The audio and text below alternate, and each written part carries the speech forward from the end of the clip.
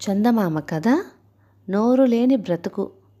అలవాటు కొద్దీ పోలయ్య పెళ్ళాం ఇల్లు ఊడ్చిన కసువంతా మొండిగోడ మీదుగా పక్కింటి ఆవరణలో పోసి వెనుదిరుగుతూనే కంగారు పడిపోయింది. ఆమె గబగబా భర్త దగ్గరకు వచ్చి, పక్కింటి ఆవరణలో చెత్త కుమ్మరించాను, వాళ్ళు దెబ్బలాటకు వస్తారేమో, కాస్త వచ్చి నచ్చజెప్పరా అన్నది. పోలయ్య గాబరా పడిపోయాడు. అతడికి తగువులంటే మహా చెడ్డ భయం. ఇంతకాలంగా వాళ్ళ పక్కిల్లు ఖాళీగా ఉన్నది. పోలయ్య భార్య బద్ధకం కొద్దీ వీధిలోకి వెళ్ళక ఊడ్చిన కసువంతా పక్కింటి ఖాళీ స్థలంలో పోసేది. ఆ ఇంటి యజమాని పట్నంలో వ్యాపారి. అతను ఇన్నాళ్లకు ఇల్లు అమ్మగలిగాడు. క్రితం రోజే ఎవరో పెద్ద మేకల మందతో ఆ ఇంట ప్రవేశించారు. పోలయ్య పెళ్ళాన్ని చివాట్లు పెట్టి మొండిగోడ మీదుగా తొంగి చూశాడు. పెరట్లో ఒక 40 ఏళ్ల మనిషి మేకలకు తుమ్మకాయలు మేపుతున్నాడు. మాకు వీధి దూరం, ఇన్నాళ్ళు చెత్త ఈ ఖాళీ స్థలంలో పోసాం, ఇవాళ కూడా మా ఆవిడ అజాగ్రత్త కొద్దీ అలాగే చేసింది అంటూ జరిగింది ఆ మనిషికి చెప్పాడు పోలయ్య.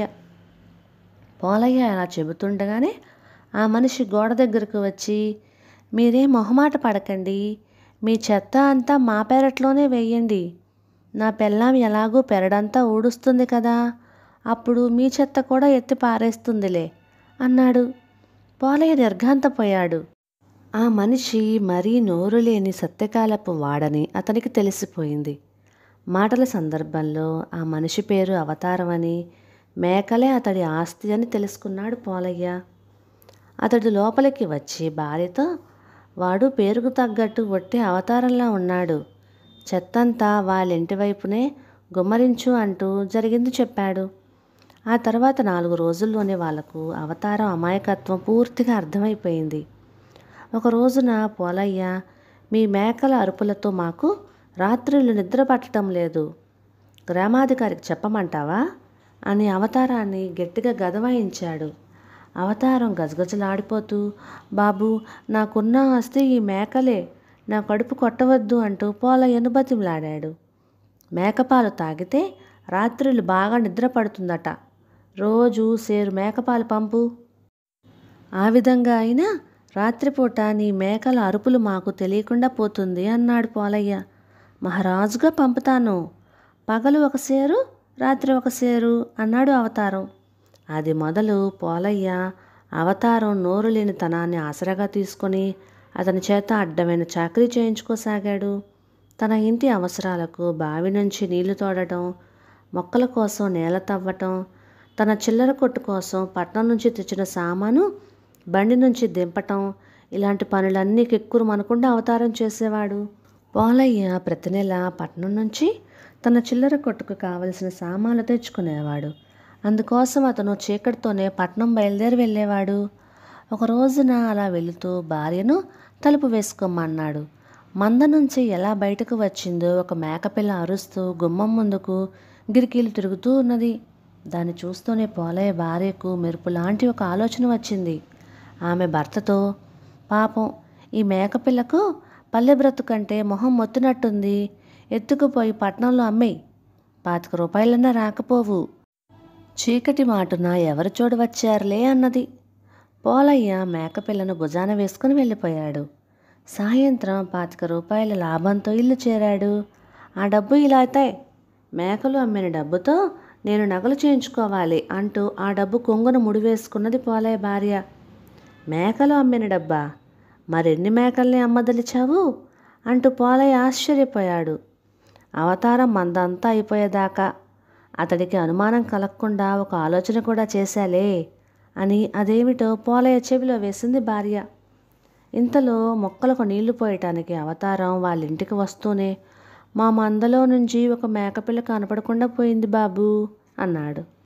పోలయ్య భార్య చెప్పినట్టుగా, ఇలాంటిదేదో జరుగుతుందని నేను ఏనాటి నుంచో అనుకుంటున్నదే, సందేహం లేదు, ఇది ఆ పిశాచం పనే, దానికి మేకలంటే మహాప్రీతి కదా అన్నాడు. పిశాచం మా అత్తవారి వైపు చుట్టమే కదా, అది ఎంత పని చేస్తుందా అన్నాడు అవతారం ఆశ్చర్యపోతూ. అవతారం భార్య మేనత్త మహా గయ్యాలి. ఆమె పేరు అవతారం ఎరుగడు. అంతా ఆమెను పిశాచమనే పిలుస్తారు. అవతారం ఆమె పేరు పిశాచమని అనుకుంటున్నాడు. పోలయ్య జాలిపడుతున్నట్టుగా మొహం పెట్టి, నిజానికి చుట్టాలే నమ్మించి గొంతుకు వస్తారు అన్నాడు. అవతారం వెళ్ళిపోయాక మొగుడు పెళ్ళాలిద్దరూ సంబరపడిపోతూ, మన ఎత్తు పారింది, అతడి పిశాచం చుట్టం ధర్మమా అని కొన్ని నగలు అమరుతాయి అనుకున్నారు. ఈసారి పట్నం వెళ్ళేటప్పుడు కాస్త పెద్ద మేకను తీసుకుపో, 100 రూపాయలు వస్తాయి అన్నది పోలయ్య భార్య. ఈ మధ్య కొంతకాలంగా అక్కడ జరుగుతున్న గొడవతో పాటు ఆ భార్యాభర్తల సంభాషణ కూడా పక్కనే రావి చెట్టు మీద ఉన్న ఒక పిల్ల పిశాచి విన్నది. దాని అసలు నివాసం వల్లకాట్లోని ఒక చింత చెట్టు. పక్కనే ఉన్న మర్రి చెట్టు మీద ఉండే ఒక పెద్ద పిశాచి దాన్ని ఆట పట్టించేది, అడ్డమైన చాకరీ చేయించుకునేది. పిల్ల పిశాచి ఆ చాకరీ చేయలేక ఏడుపు ముఖం పెడితే, నేను నిన్నేమీ రాచి రంపాన పెట్టడం లేదు, పోలయ్య అవతారం చేత చేయించుకునే చాకరీలో ఆవగించంతైనా నీ చేత చేయించుకోవటం లేదు, ఆ అవతారాన్ని చూసి బుద్ధి తెచ్చుకో అనేది పెద్ద పిశాచి. ఇప్పుడు పిల్ల పిశాచికి పెద్ద పిశాచి పెట్టే బాధల నుంచి బయటపడేందుకు ఒక ఉపాయం తోచింది. మళ్ళీ పట్నం ప్రయాణం పెట్టుకున్న పోలయ్య జాము రాత్రి మిగిలి ఉండగానే అవతారం పాకలోకి దూరి అన్నింటికన్నా బలంగా ఉన్న ఒక మేకను తోలుకొని పట్నం బయలుదేరాడు. దారిలో ఒక చిట్టడివి ఉన్నది. మరీ చీకటితోనే బయలుదేరటం వల్ల పోలయ్యకు భయంగా ఉన్నది. ధైర్యం కోసం పిచ్చి పదాలు పాడుతూ నడుస్తుండగా మేకలో ఏదో మార్పు కనిపించింది. మరికొంత దూరం వెళ్ళేసరికి దానికి గడ్డము, ఒంటి మీద పులిచారలు వచ్చాయి. పోలయ్య కంపించిపోతూ తన ఊరికేసి పరిగెత్తసాగాడు. మేక పులిగా భీకరంగా అరుస్తూ అతన్ని పొలిమేర దాకా తరిమిగట్టి గబ్బిలంగా మారి వల్లకాట్లోని చింత చెట్టు మీదకి ఎగిరిపోయింది. పోలయ్య ఇల్లు చేరి భార్యకు జరిగిందంతా చెప్పి, నేను ప్రాణాలతో ఇల్లు చేరానంటే అది నీ మంగళసూత్రం బలం అనుకోవాలి. అవతారాన్ని మనం తక్కువగా అంచనా వేశాం, అతడికి క్షమాపణ చెప్పుకుందాం, పిశాచం నిజంగానే అతడి చుట్టం అన్నాడు. పోలయ్య భార్య భయంతో వణికిపోతూ అప్పటికప్పుడే మొండిగోడ దగ్గరికి పోయి అవతారాన్ని కేకవేసింది. అవతారం రాగానే, మమ్మల్ని క్షమించు, పిశాచాన్ని మా మీదకి ఉసిగొల్పవద్దు, నీ చేత ఇక వెట్టి చాకరీ చేయించుకోము అంటూ భార్యాభర్తలు అతడి చేతులు పట్టుకొని బ్రతిమాలి అప్పటి వరకు అయిన పాల డబ్బు, మేకపిల్ల డబ్బు, అనా పైసలతో సహా లెక్క కట్టి ఇచ్చేశారు. అవతారానికి ఇదేం బోధపడక, మా అత్తగారి వైపు చుట్టమంటే వీళ్ళకు భయం అన్నమాట అనుకున్నాడు మనస్సులో. మేకగా మారి పోలయ్యను హడలెత్తించిన పిల్ల పిశాచి పెద్ద పిశాచికి రావి చెట్టు మీద కూర్చొని ఈ జరిగిందంతా చూపించి, ఇక ఈ మొగుడు పెళ్ళాలు అవతారం చేత అడ్డమైన చాకరీ చేయించుకోరు, నువ్వు వీళ్ళని చూసైనా బుద్ధి తెచ్చుకో అన్నది. పెద్ద పిశాచి విరగబడి నవ్వి, నోరు లేని బ్రతుకు ఇలాగే ఉంటుంది, నువ్వు పోలయ్యకు బుద్ధి చెప్పావు, సరే నాకు బుద్ధి చెప్పేవాళ్ళు వచ్చేదాకా నీకు మాత్రం అడ్డమైన గాడిద చాకరీ తప్పదు అన్నది. కథ సమాప్తం. ఇక ఈ కథ మీకు నచ్చినట్లయితే ఇలాంటి మరెన్నో తెలుగు చిట్టిపొట్టి కథల కోసం please like, share and subscribe to my channel. Thank you.